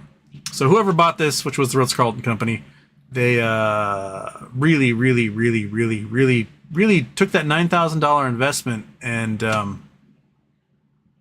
ran with it. Really, good job, guy who did that development. I commend you.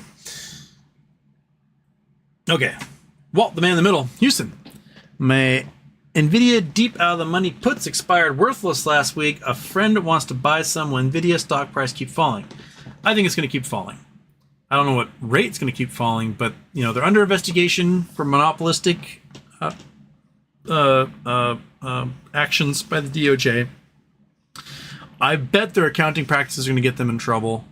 They're overvalued. You know, the value of the company is like overvalued by like 80 times. It's insane. You know, they should be worth a few hundred billion, maybe $200-300 billion is what they should be worth, and they're worth trillions right now. So it's unsustainable. It's just not sustainable at all. And the AI is going to collapse, which means everyone who's buying their chips are going to stop buying their chips, because so far there's no way for people to make money off of AI. Like it's for the most part like a toy you play with, and not a legit money-making apparatus, because AI is kind of stupid and keeps going to these big giant failures every 9 months because it starts reading itself more than it reads humans, and it keeps rickrolling things because all it knows is that humans rickroll, therefore I shall rickroll, and it does weird stuff all the time. But yeah, I think NVIDIA will keep falling. There will be a catalyst that just sends it at one point, but I think slowly it's going to erode over time. Just not sustainable. I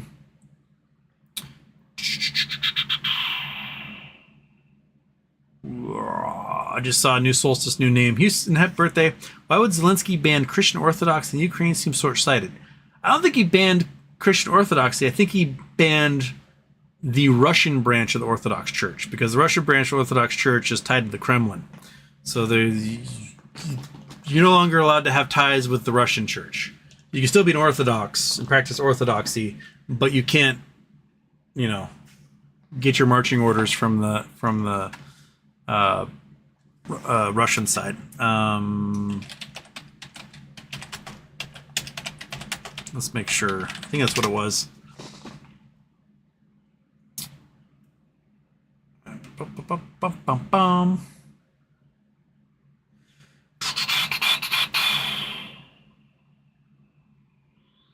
Yeah, that's what it looks like, is that they just banned the Russian. Yeah, they just made it the Orthodox Church of Ukraine, and it's no longer a parish of the Russian Orthodox Church. So that's where they've been before, because it was sort of like their mother church was in Moscow, and now they just ignore it entirely. So that's what they did.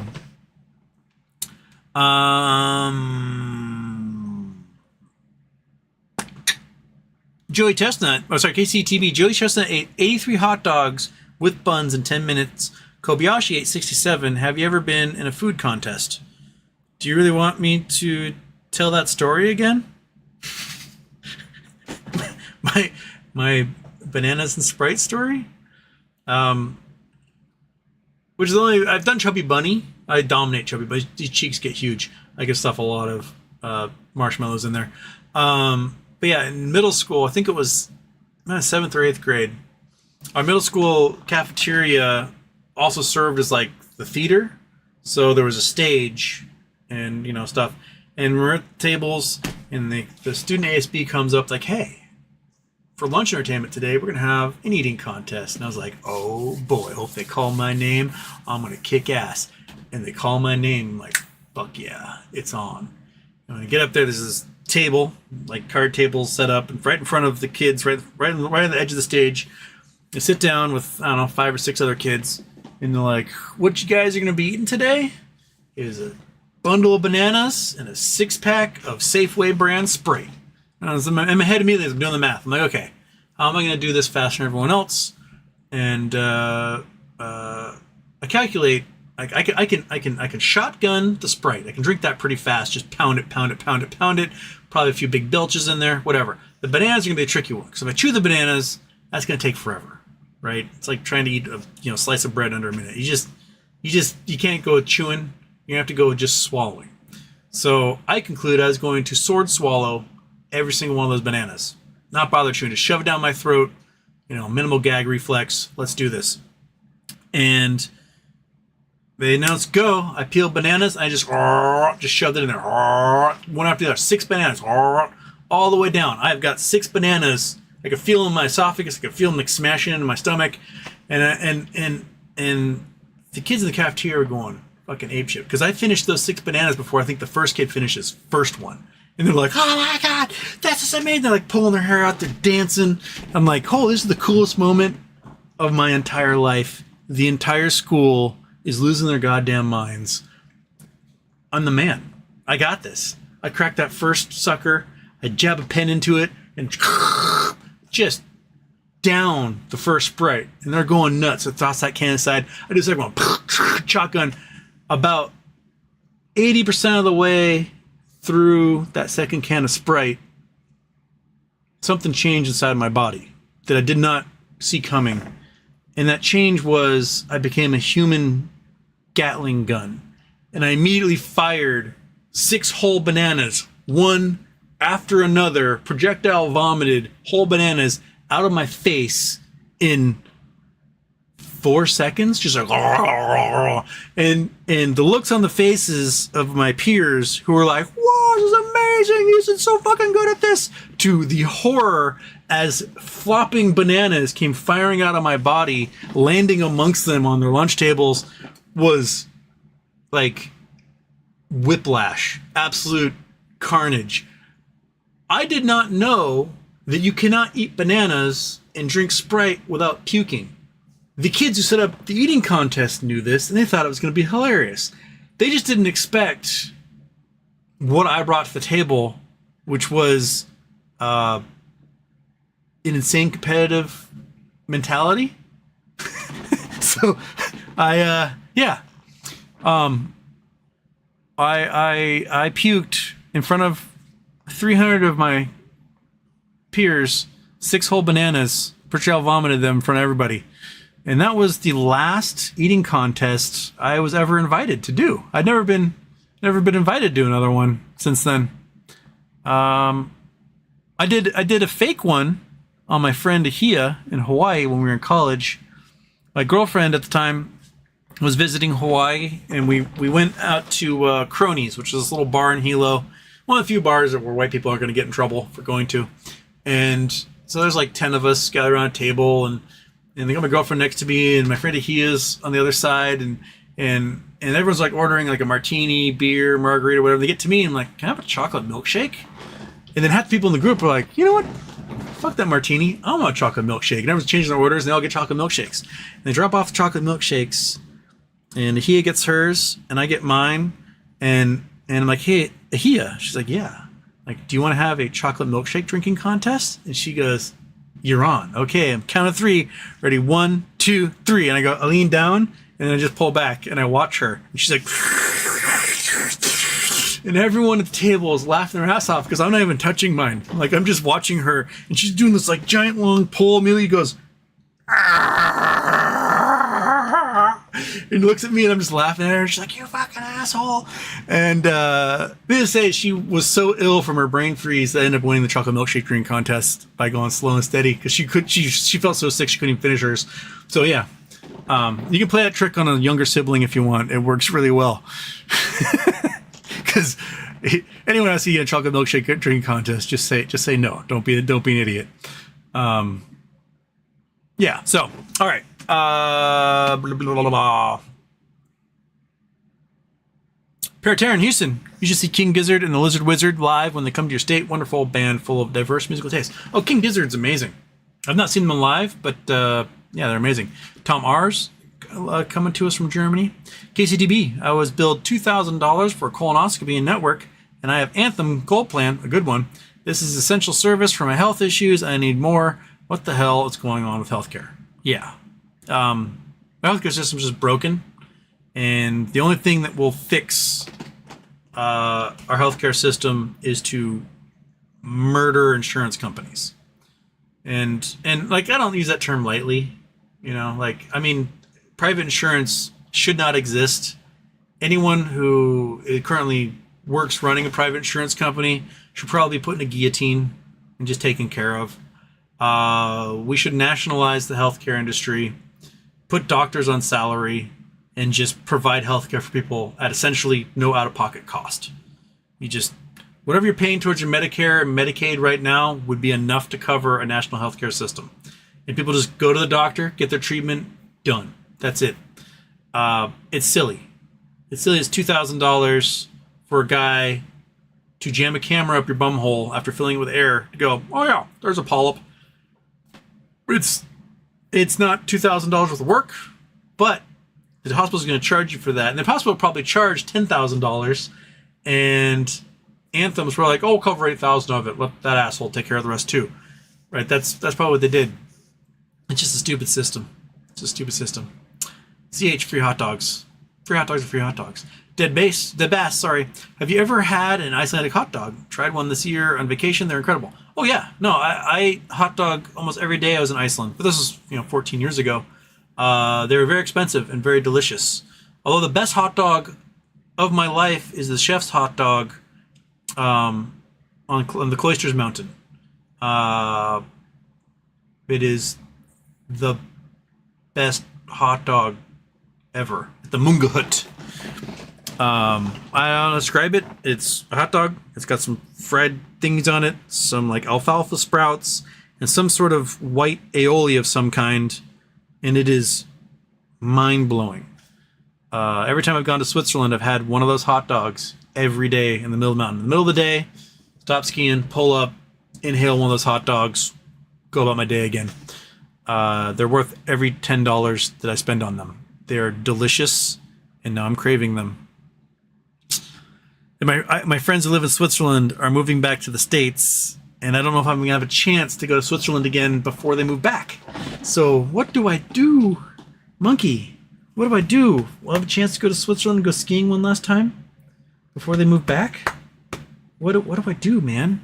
I need MOAS to happen, and that way I'll buy a house in Switzerland, force them to stay, and then I'll go visit whenever. Right, Monkey? They don't need to come to the U.S. They're having too many kids. Too many kids, Monkey. You gotta bring them all to the States. Okay. I'm at 2 hours already. Well, I'm not really at 2 hours because I did start 20 minutes late because the stupid things weren't working. What do they garnish the Icelandic ones with? Oh, what did mine have? Had egg everything on it. There was like a white sauce. There was a mustard. There was like an entire salad on there. That's been so long ago. What was on mine? What was on that, Monkey? You weren't there. You weren't even alive yet. You wouldn't be alive for another 5 years. Why am I asking you? But yeah, they're pretty good. There's this red hot dog building that was just around the corner from the Museum of Art. And that was like the one you have to go to. And the line was like an hour long. We stood in that line, and paid $25 for a hot dog. And it was really good. I remember that. Dave Wright, I'm 15 minutes late. You should always have kitten on your show. Well, I can only have the kitten for a little bit because my roommate's been at work all day and he wanted to play with his kitten, and so I had to give her back. CH, can you request a high floor with extra pillows and towels at Rikers? I'm pretty confident that his commissary account will be pretty full there. Yeah. If I were Melania, I would wait for him to be behind bars and then file for divorce, because it's going to make really easy to like consolidate and get a quick divorce done if he's behind bars for a significant period of time. It'd be really hard for him to fight a lot of that stuff, because she will consolidate so much of that estate while he's behind bars. CH, no crop circles.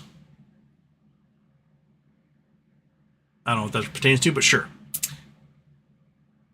David Hashemi Houston, I bought NVIDIA calls. How cooked am I? I mean, you might have individual days where it does some popping, but I think long term, I think the bubbles burst. The hype is over in the end. And Valentine, yes, Houston, I'll reach my climax when MOAS. Climax Springs, Monkey. Climax Springs. You ready? You want to go see Climax Springs? You want to get Climax t-shirt? I bet that Mini Mart has it. The grocery store has a Climax shirt.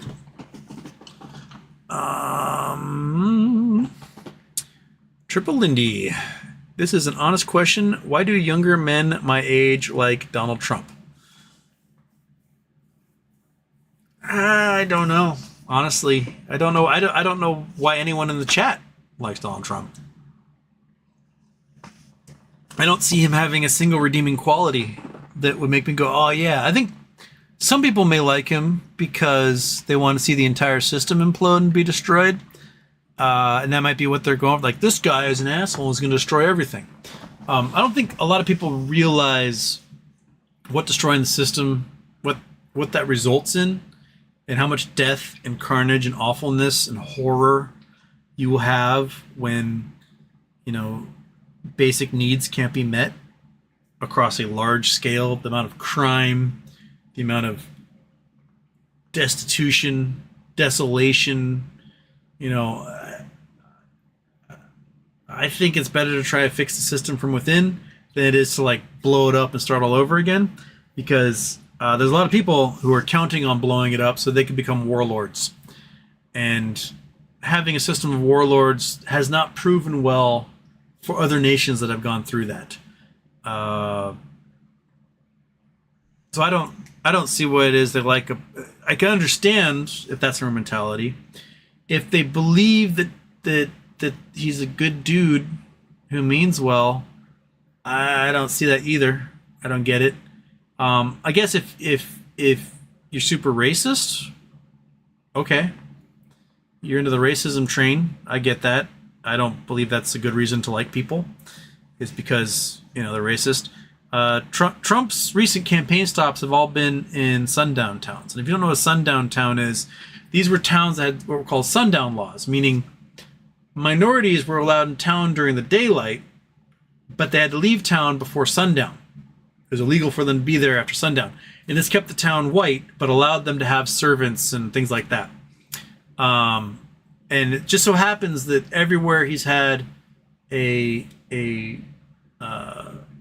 rally recently has been a historic sundown town, which, it'd be pretty amazing if it's just accidentally happened that he did 12 consecutive rallies all in sundown towns that were whites only in the past. That seems like a statistical anomaly to me. But if it is the case, then, that's just a weird anomaly. If it's not the case, he's doing it intentionally, then that's a giant dog whistle, which I think is much more likely. And maybe he has nothing to do with it. Maybe one of his underlings are planning it this way because they're a bunch of shitty people. But I just don't understand why young men would find him awesome. I just don't. He's gross, and I'm sure some of you are big fans of his, but I don't get it. I don't see redeeming qualities at all, in any way, shape, or form. He tried to overthrow our democratic process. I think he's in deep with hostile foreign interests financially. I think he's committed numerous crimes, whether it's, again, trying to overthrow the government, trying to falsify documents, stealing classified documents, trying to blackmail or not to say blackmail, but bribe or coerce Ukraine into falsifying information to help him in the election. He's just a shitty dude. He's not very smart, and he has a very small vocabulary, and doesn't really seem to know much. And I don't get it. I don't get it. They're triple Lindy. Just don't. Doesn't make any sense to me. Elijah Van Wormer coming tonight is defined as a monoclinic amphibole belong to the magnesium, iron, manganese amphibole subgroup. Yes. I've never held coming tonight in my hands, but I'd like to.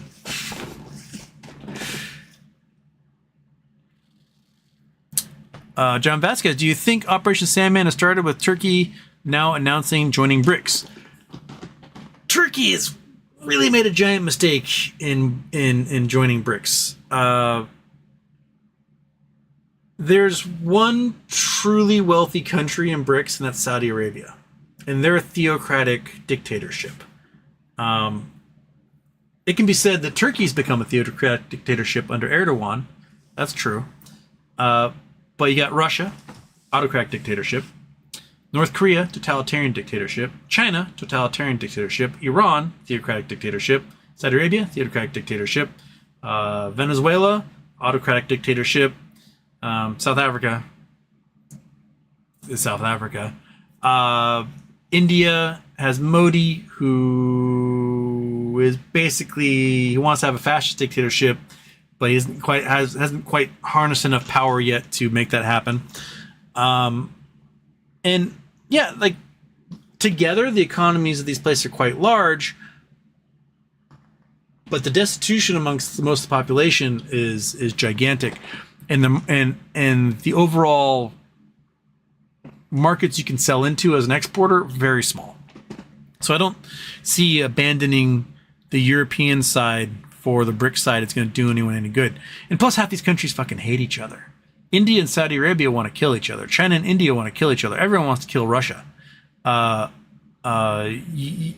Turkey was pulled out of the depths of poverty after World War I by actually joining the West and becoming members of NATO and have a relationship with the European Union. The bent towards the Russian side is not going to do well for Turkey in the end. The more they abandon the West, the higher the inflation has gotten, and it's gotten much worse. I mean, they've had like 80 and 100% inflation year over year, many years in the past several since Erdogan took over. They basically doomed their defense market. So if you join NATO, you're required to purchase NATO weapons. That's like, you have some legacy weapons left over if you were before NATO, some Soviet arms and stuff like that.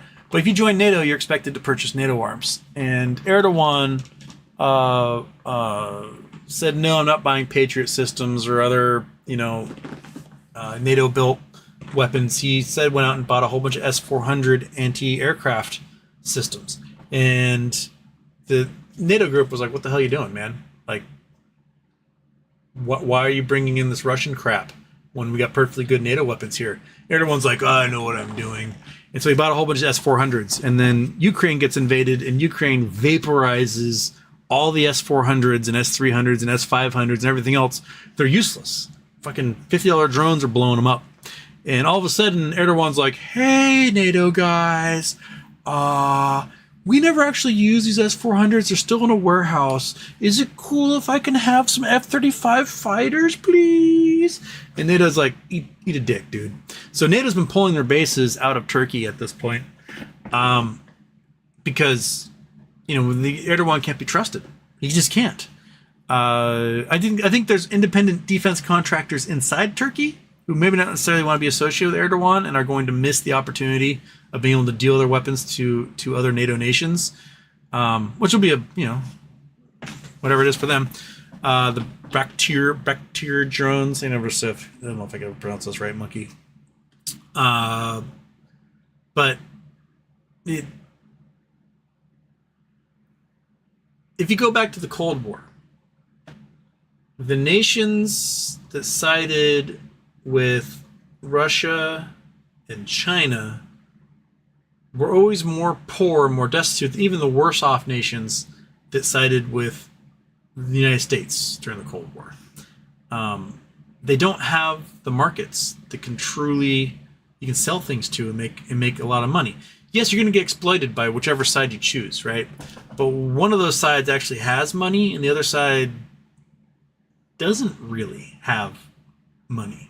You have Saudi Arabia. Saudi Arabia's got a lot of money, but their population is growing so fast that the share of that wealth is starting to grow. I mean, Saudi Arabia had a population like 16 million 40 years ago. Now it's 70 million today. Like, their population is exploding. So the gigantic wealth that they've developed is now getting spread amongst so many sons and whatnot. It's really getting divvied up. China has a lot of money, but they can't do anything with it because if they allow the yuan to leave their nation, every billionaire in China is gone because they're like, fuck this place, right? If you were a billionaire, would you want to live in China where at any moment they can declare you an enemy and take everything you have and then kill you? No. So all these dudes want out. They want out desperately. They want to be gone. And they slowly figure out how to get their family out of the country. They put the kids in private school in Switzerland, and they, send the child off to college in America, and they slowly, like, they figure out how to do $1 million investment to get a green card, and then they slowly bring their wealth out as fast as they can. But you only have a limited amount of money you can get out at any one time. They'll do things like they'll buy, they use their American Express Black Card and buy a $100 million Van Gogh painting, and then they'll ship the Van Gogh painting out of the country to another auction house and then sell it, and all of a sudden they have $100 million outside the country, and then they can escape. But, the Saudis, I had a Saudi guy yell at me on here recently because I talked about this, but, they own huge real estate outside the country, in Monaco, London, New York, Los Angeles, Hawaii. Like, they own this land elsewhere, and for great chunks of the year, they go and they leave the country because Saudi Arabia is uninhabitable for a good chunk of the year now. It's either so ungodly hot, or right now it's flash flooding like crazy because we have so much moisture in the atmosphere. Let's just look at videos from Jeddah and Riyadh this week. It's insane how much flooding they're experiencing. So yeah, Turkey can do what it wants, but it's going to face repercussions, which is they're going to lose U.S. markets. They're going to lose European markets, and the markets for those other BRIC countries just don't exist for what Turkey makes. They can sell some Zildjian symbols, and that's about it. I think Erdogan's shooting himself in the foot on this one. Same thing with Hungary. Orban in Hungary is just an idiot. Absolutely, he's surrounded by wealth, right? And joining the European Union took Hungary from a dirt poor Eastern European nation to a functional, industrialized, modern economy. And he's siding with Putin, who doesn't have fucking shit, right? Like, you're going to get kicked out of the European market, you're going to get kicked out of NATO, and you're going to be isolated alone, surrounded by a bunch of people who want to kick your ass. It's a really, really terrible strategy. But Orban is probably so compromised by Putin at this point that he just has to do whatever he's told. Yeah, it is what it is.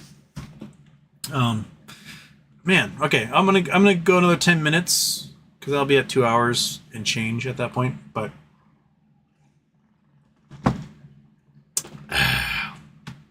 Dirk Jess, where's the money, Hustowski? Still don't know, man. It's out there somewhere. Ludicrous Speed. We vacation at Lake of the Ozarks every summer, so I got you that shirt.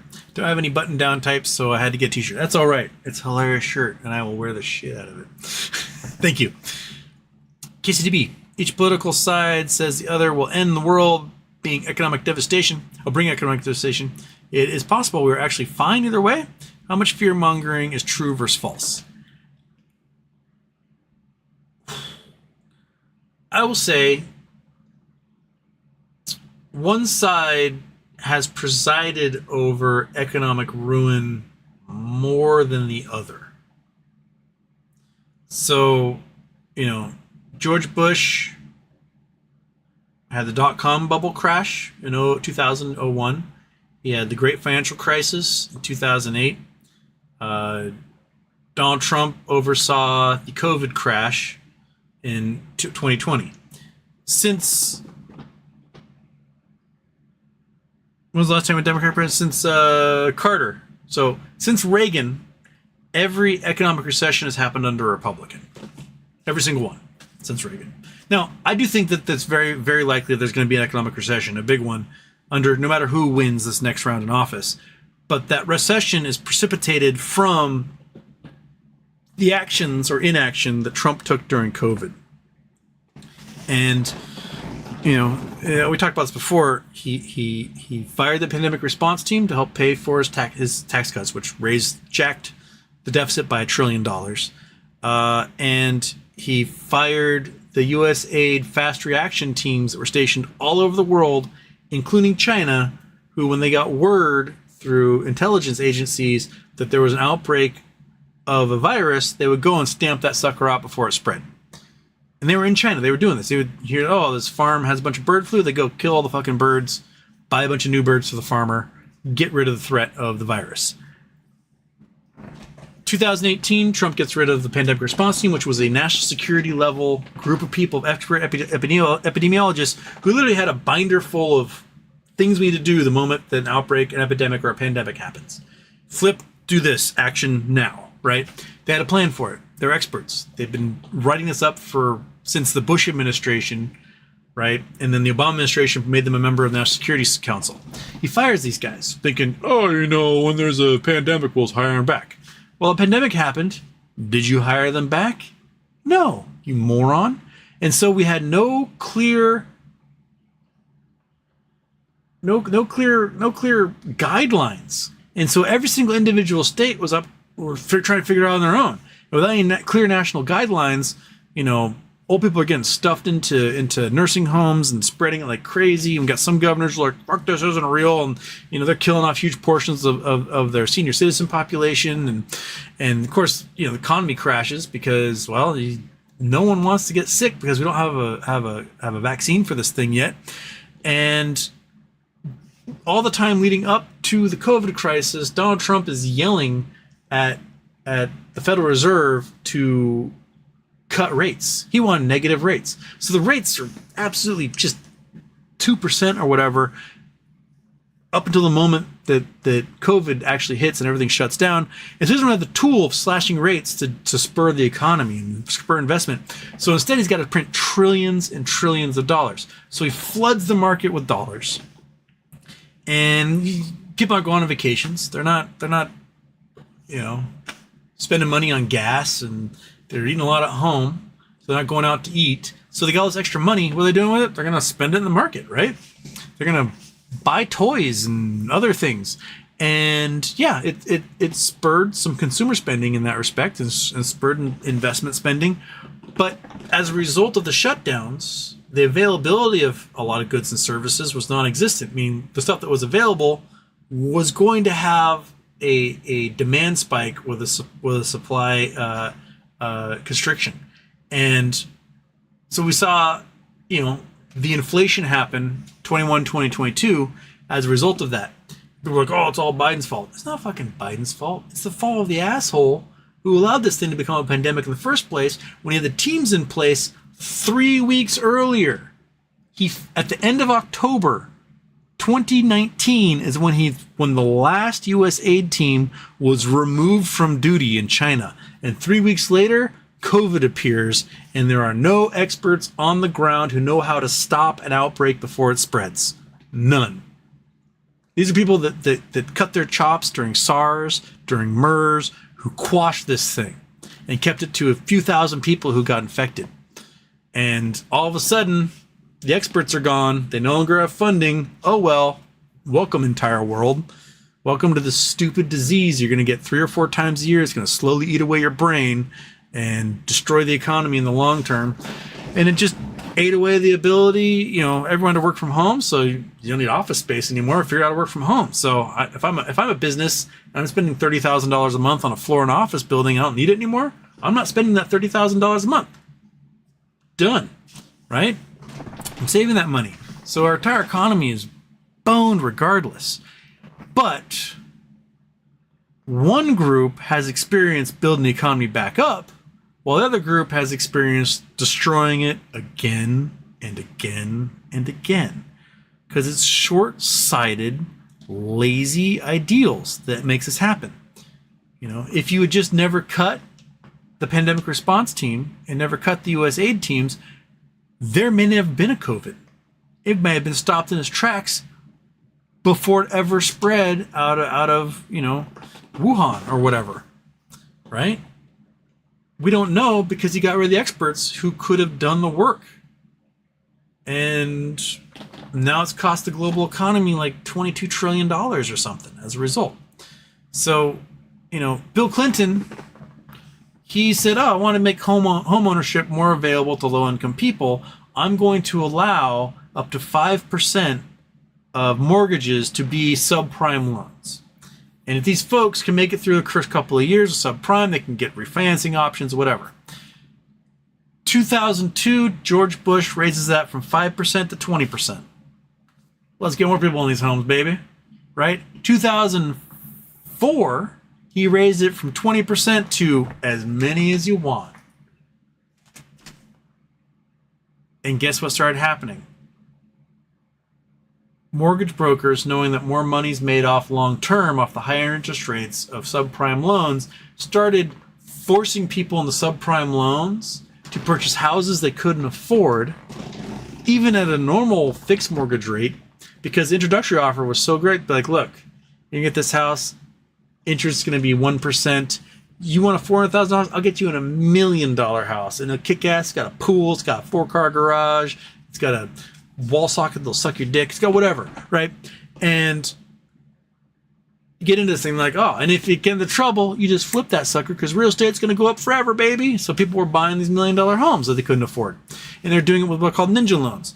No income, no job, whatever, right? The mortgage brokers didn't care. They needed to sign the paperwork, and then they would immediately package that sucker up and sell it. And it's not their responsibility anymore. They got the cash for it. They're done, and they go on to the next one. And all of a sudden, all those, what had been 5% of the market, become 20% of the market, became 85% of the market. It was nuts.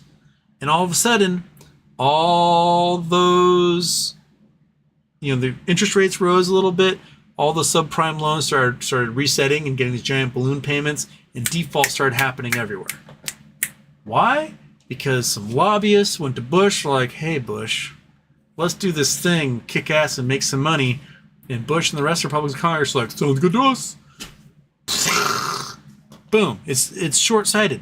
There's no concept for long-term maintenance, no concept for long-term consequences to actions. You get the money now, who cares, right? And then something horrible happens. I don't want to pay for doing the maintenance and the levees in New Orleans. Boom, $500 billion of damage when Katrina hits, right? I don't want there to be environmental laws and building code legislation that says I can't build on this wetland. Boom, giant hurricane comes through, and now everyone's insurance payments in Florida are $13,000 a year, and home prices are vaporizing. That's the difference. Is you have some nerds who have the ability to think long term and figure out the consequences, and then you got some folks who are just reactionary.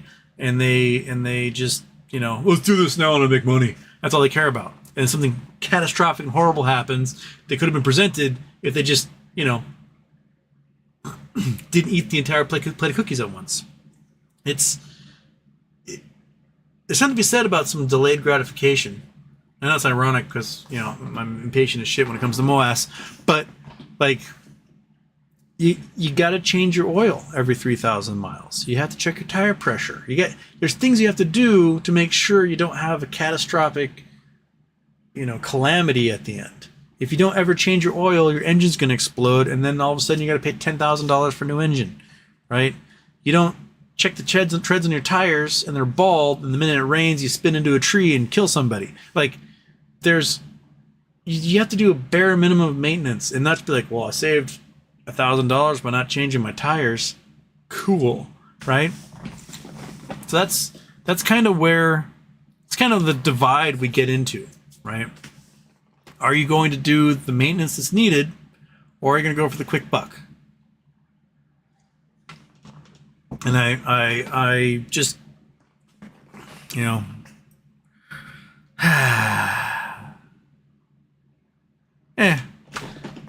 global warming's going to kill us all anyway, right?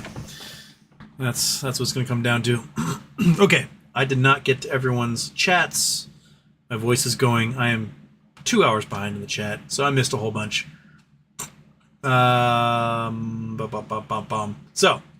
to do a daytime show tomorrow. I know you just saw me go on a giant political rant, but I am going to be doing a special show. I don't know if I'm making a new channel for it yet, or if it's going to be on this channel. I might make a new channel. And the show is called Houston Wade's Raging Election. Houston Wade's Raging Election. That's the name of the show. And it's going to be politics only. We're not going to be talking markets. We're going to be talking, what's happening with the election, what's happening in various state elections. It's going to be all politics. And some of you are going to absolutely fucking hate me for it. And I'm okay with that. Some of you are going to be like, yeah, it's awesome. But it will be catering to hopefully a new, broader audience who doesn't care about markets, and it's something that we'll do for the election. I'll probably be once or twice a week. I'm likely making a new channel for it. If I'm ready, we'll just premiere it tomorrow night. If not, it might be Sunday. I'll tell you next week what that show is going to be. I'm not going to watch the debate Tuesday night. I'm not going to watch it. Wednesday, I will take the recorded debate and stream it, and then we'll pause and fact check the entire debate.